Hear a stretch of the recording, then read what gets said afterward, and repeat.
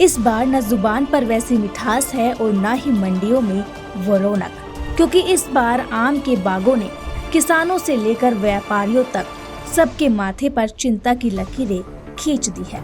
कभी जून की दोपहरी में स्वाद की पहचान रहा फलों का राजा अब मौसम की मार और बाजार की मारामारी में खुद अपनी पहचान बनाने की जद्दोजहद कर रहा है।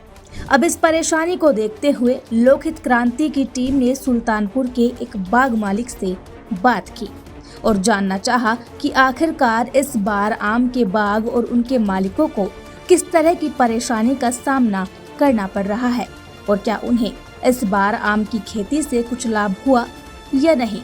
देखिए हमारी ये ग्राउंड रिपोर्ट। जैसा कि आप लोग देख सकते हैं, आज लोकहित क्रांति की टीम मेरा गांव मेरा देश के लिए निकली थी। जैसे कि गांव की ही मुहिम हमारी चल रही है, तो हमें एक आम का बाग दिखाई दिया। ये गांव सुल्तानपुर में पड़ता है और गर्मियों का मौसम भी आ गया है। आम यहाँ से बहुत एक्सपोर्ट होता है। इंडिया में आम की बहुत बढ़िया बढ़िया फसलें होती हैं। तो आपका नाम जान सकता हूँ? मोहम्मद सलीम नाम है मेरा। मोहम्मद सलीम साहब हमारे साथ हैं इस वक्त। आम को ये कई साल से देख रहे हैं। कितने वर्षों से आप इस आम को? हम आम का वर्षों से सन 82 से काम कर रहे हैं। सन 82 से आम का ये बाग का काम कर रहे हैं। आप बताइए इसमें आपको क्या क्या कोई कठिनाइयाँ तो बहुत हैं जी। इसमें आंधी भी आती है और कीड़ा भी लगता है। 10-10 बार 10 स्प्रे करनी पड़ जाती है। खर्च बहुत आता है इसमें। इस बार जैसा आप देख रहे हैं, इस बार की क्या पोजीशन है? इस बार की पोजीशन ये है जी, हमारे यहाँ इसमें यूपी में 10% आम है, 90% खत्म है पे। लेकिन इस बार तो ये सुनने में आया था कि आम की फसल बहुत बेइंतहा है। हाँ जी, बहुत बेइंतहा हुई थी। जो पीछे बारिश हुई और आंधी आई सबको ले गई। 2 रात में आम खत्म हो गया सब। देखो, सलीम साहब का कहना है कि 2 रात में जो आंधी और बारिश आई, इनका सब कुछ कुदरत के दांव पर ही लगा रहता है। जो हमने इसमें पैसे लगाए थे, अभी हमारे घर में कोई पैसा नहीं गया है। 2 साल हो गई इसमें। और ये 4 लाख का लिया है। 130 पेड़ है इसमें और इसमें करीबन 1,63,000 का खर्चा हुआ इस साल में। तो सलीम साहब का कहना है कि 1,63,000 रुपए का मेरा खर्चा है। शायद ही मुझे 1,63,000 रुपए इतने आम के इतने घने गुच्छे और पेड़ हम देख रहे हैं होने के बावजूद भी शायद किसान को वो रेट नहीं मिल पाता जो कि बाजार में आम आदमी को मिलता है। क्योंकि जो आम हमारा अच्छा होता है हम उसको एक्सपोर्ट करते हैं, बाहर बेचते हैं। और अब का आम इतना नहीं है जो एक्सपोर्ट हो जाए, बाहर चला जाए।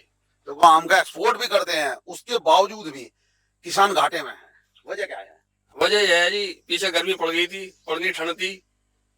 अच्छा, देखो इनका सब कुछ कुदरत के हाथ में है। हम लोगों को तो पता है, कोई बिजनेस करता है 2 रुपए का लगे तो 2 का तो बिक जाएगा। इनका ये नहीं पता कि 2 रुपए लगाए हैं, कल को 2 के 1.5 रह जाएंगे या 2.25 रह जाएंगे, घर क्या जाएगा या क्या नहीं जाएगा। सब कुछ ऊपर वाले के हाथ में है। अगर मुकद्दर में या नसीब में हुआ, अगर मुकद्दर में नसीब में हो तो मिलेगा। नहीं, अब ये दिख रहा है हमें। हम बहुत बाग में घूमे हैं क्योंकि हमारे पास 200 बीघे बाग है। फिलहाल ये छोटा सा बाग है, 200 बीघे बाग है। 200 बीघे बागों में ये लग रहा है कि हमें 20-25 लाख रुपए का नुकसान दिख रहा है इस टाइम। आप देखिए, ये तो हम छोटे से बाग में खड़े हैं। 200 बीघे बाग इनके पास है, तो 200 बीघों की पोजीशन ये बता रहे हैं। तो जैसे ये 200 बीघे का तो बहुत बड़ा क्षेत्र होता है और उसमें जो है ये कह रहे हैं कि हमें बहुत नुकसान इस बार होगा।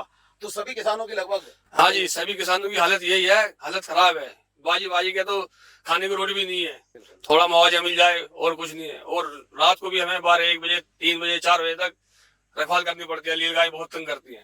देखो, गाय का भी डर, बारिश का भी डर, ओलों का भी डर, आंधी का भी डर, डर ही डर है। बोलते हैं ना, एक कहावत है कि दूर के ढोल सुहावने लगते हैं। तो हम लोग तो वहां बैठ के इसी के कमरे में सोचते थे कि बड़ा अच्छा कारोबार है। लेकिन आज हम जब बिल्कुल जमीनी हकीकत पे आए हैं, उसके आपको रूबरू करा रहे हैं। जिनके पास 400 बीघा जमीन है, 400 बीघे में बाग है, और वो बता रहे हैं कि मुझे घाटा ही घाटा है। अब हम ये चाहेंगे, हम ये उम्मीद करते हैं सरकार से कि सरकार इन किसानों के लिए भी कुछ लोन या कुछ बीमा राशि या कुछ किसी भी तौर पे, किसी भी स्तर पे जाकर जो है इनकी हेल्प करे। मैं तो यही चाहूंगा और मैं आपको भी ये आश्वासन दिलाता हूँ कि कोशिश करते हैं कि सरकार तक आपकी पूरी बात पहुंचाई जाए। ये आपको पूरा हिंदुस्तान देखेगा, हिंदुस्तानी ने पूरा वर्ल्ड भी देखेगा आपको। मैं भी यही चाहता हूँ कि आपकी सच्चाई क्या है। हमारी सच्चाई बिल्कुल सच्चाई है, इसमें कोई गलत नहीं है।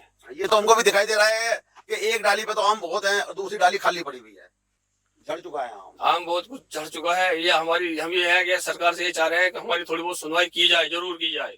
जरूर मैं अपने चैनल के माध्यम से आपको आश्वासन भी देता हूं कि सरकार से हम गुहार लगाएंगे कि आप जैसे किसान भाइयों के लिए भी वो कोई ऐसा कदम उठाए कि जिससे आपको आगे कुदरत की जो परेशानियां आती हैं उनका सामना करने में आप सक्षम हो जाएं, आपको कोई दिक्कत ना हो। आप आगे भी अपने बाद में अपने बच्चों को भी ये कहो कि भाई नहीं, ये आप काम करिए, सरकार भी हमारे साथ खड़ी है। आपको कम से कम एक पीछे पीठ पे एक हाथ तो होगा।